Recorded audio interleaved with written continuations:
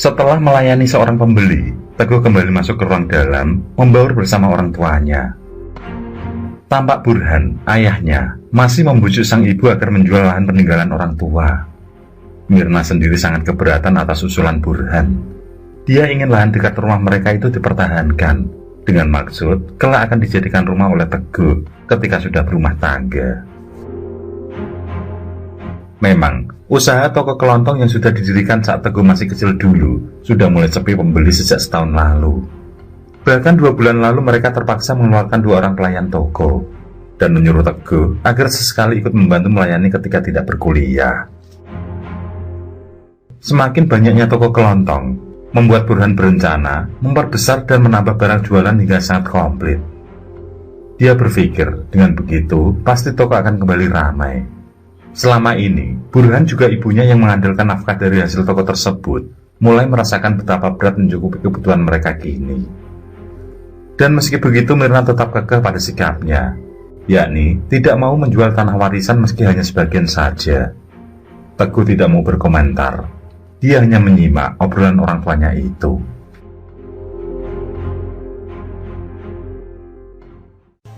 Berhari-hari, Burhan membujuk istrinya agar segera menjual lahan warisan demi kelangsungan toko yang selama ini menjadi tumpuan kebutuhan hidup.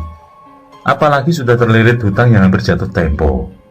Beberapa kali Burhan menggertak Mirna, yang kemudian langsung pergi meninggalkan rumah dengan kondisi marah. Tapi Mirna tetap pada pendiriannya. Dia beralasan jika orang tuanya telah memberikan amanat dan berpesan agar apapun yang terjadi di kemudian hari, dia tidak menjual lahan tersebut. Mirna terus berdoa, semoga diberikan jalan keluar dari masalahnya itu.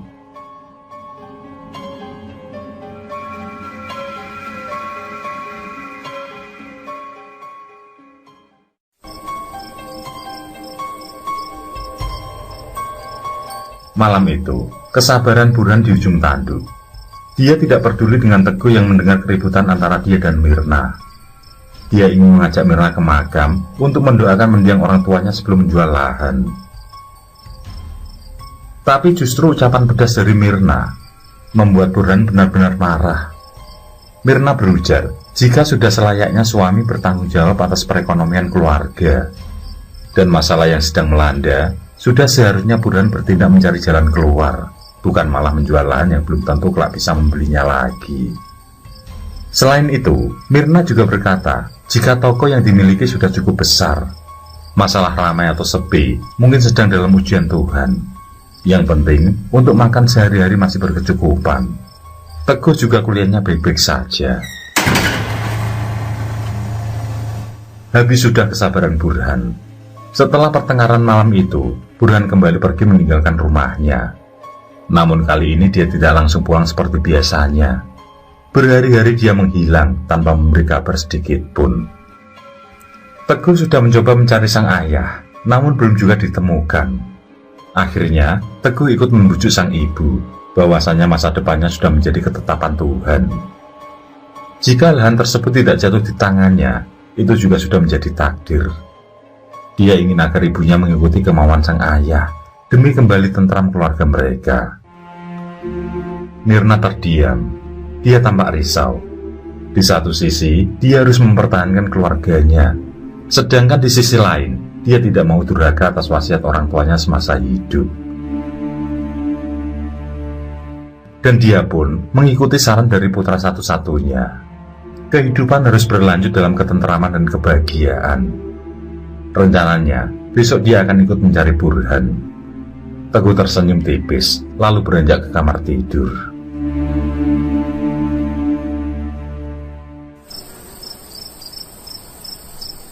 Menjelang tengah malam, Teguh terjaga ketika samar-samar mendengar orang mengobrol setengah berbisik. Dia pun beranjak mencari arah suara itu.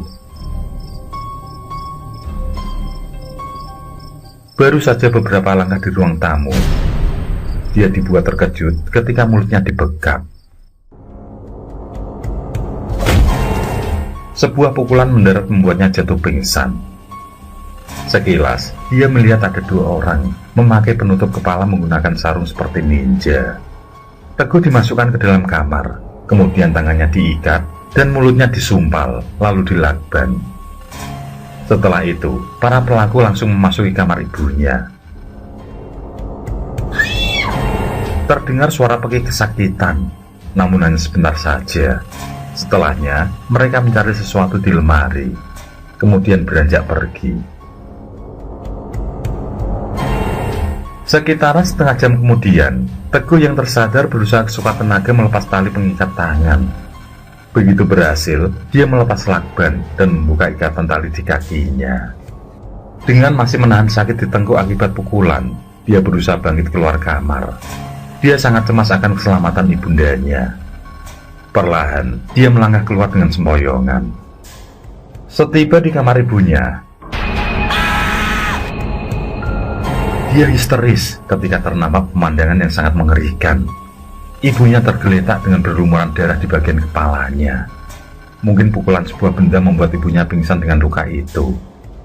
Teguh berteriak sekeras-kerasnya, minta pertolongan tetangga. Tubuhnya gemetar hebat, sendinya lunglai, tidak bisa bergerak. Teguh bersimpuh di hadapan ibundanya dan terus berteriak meminta pertolongan.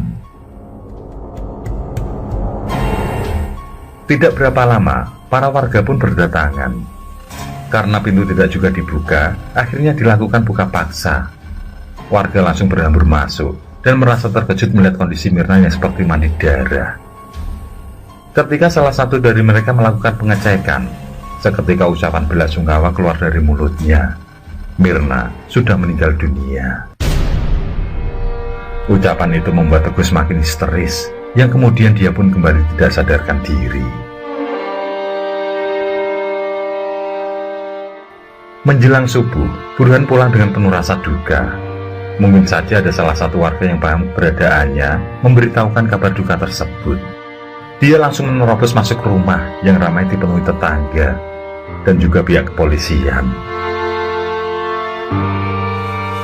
Biadab, siapa yang tega melakukan ini? Ucap Suryono ketika keluar berpapasan dengan Burhan. Tampak air mata kemarahan mengalir di pipi kakak Mirna itu. Burhan sendiri tampak menangis sambil memeluk jasad Mirna.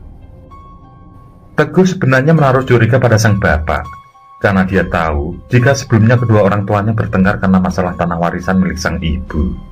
Tapi dia menyimpan kecurigaannya itu untuk sementara. Dia siap bersaksi untuk penyelidikan nanti. Lebih dari 1 bulan, kasus meninggalnya Mirna belum mencapai titik temu.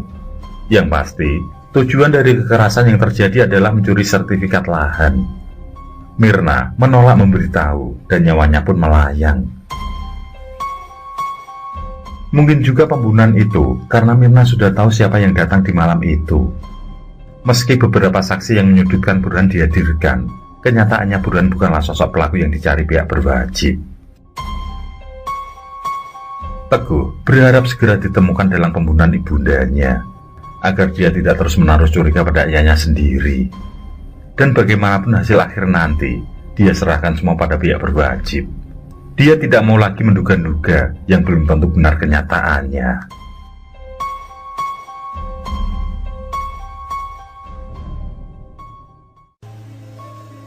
Setelah usai acara Yasin Tahlil 40 hari, sebelum pulang, secara pribadi Suryono datang menemui Teguh dan bapaknya. "Tanah mendiang adikku akan saya jual, nanti akan kita bagi 2," ucapnya yang membuat Burhan terkejut.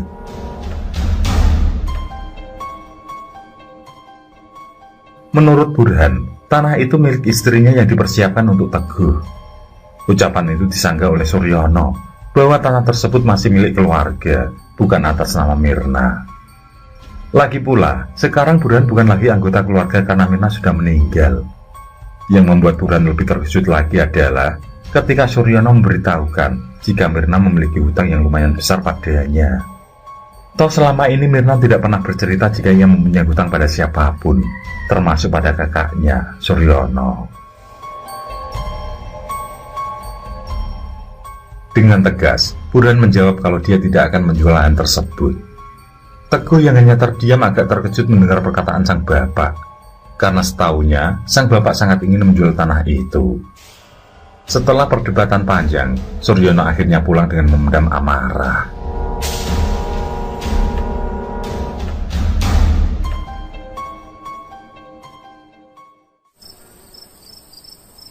Seminggu kemudian, saat Burhan dan Teguh pulang dari tokonya sekitar jam 10 malam, di jalan yang sepi, mereka dicegat oleh beberapa orang menggunakan senjata tajam dan penutup kepala. Perkelahian pun tidak terelakkan, yang pada akhirnya membuat Burhan meninggal dunia dengan luka sabetan senjata tajam di sekujur tubuhnya. Mereka langsung pergi setelah Burhan ambruk. Teguh yang melihat bapaknya tidak bergerak, segera mencari pertolongan sambil menangis. Betapa sakitnya Teguh menerima kenyataan itu. Belum sempat dia menanyakan semua kecurigaannya selama ini, namun Burhan sudah pergi meninggalkannya.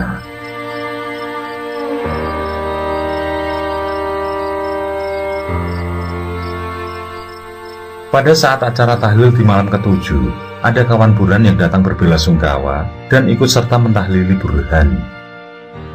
Setelah acara tahlil selesai, dia menemui Teguh dan memperkenalkan diri sebagai Joko. Dia mengaku teman Burhan yang beberapa minggu kemarin sempat ikut kerja bersamanya.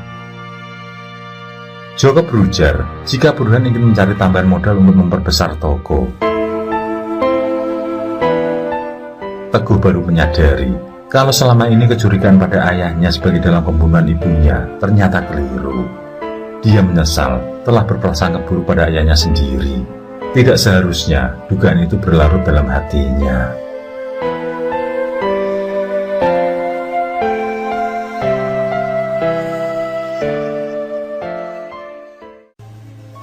Tepat 100 hari dari kematian Burhan, Teguh dibuat kecewa oleh Pak D. Suryono. Lahan yang seharusnya sah miliknya diketahui telah dijual oleh Pak D-nya. Teguh ingat betul bagaimana kisah ibunya tentang lahan tersebut. Sepulang dari toko, Teguh langsung beranjak ke rumah Pak D. Suryono. Dia akan meminta penjelasan tentang lahan yang telah dijual tanpa persetujuannya.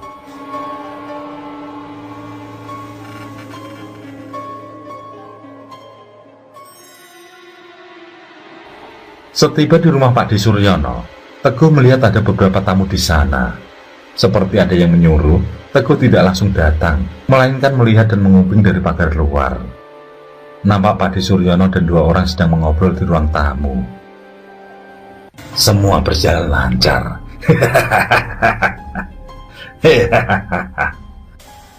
Ucap Pak D. Suryono disusul suara tawanya. Dia puas dengan rencana yang mulus tanpa hambatan. Bahkan, penjualan tanah milik Mirna adiknya juga berjalan baik dengan mengganti sertifikat baru. Setelah itu, Suryono membagikan sejumlah uang yang sudah dipersiapkan pada 2 orang tersebut. Teguh terkesiap ketika tahu dalang dari semuanya adalah Pak D-nya sendiri. Dadanya bergemuruh.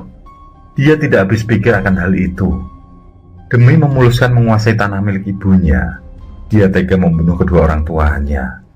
Sayangnya, Teguh tidak bisa membuktikan pada pihak berwajib jika Pak D. Suryono telah dibantu 2 temannya adalah pelaku kejahatan atas orang tuanya. Teguh terus mencari cara agar Pak D-nya ditangkap dan dihukum secara adil. Tapi dia tidak bisa berbuat banyak. Hal itu pun ia pendam di dalam hati.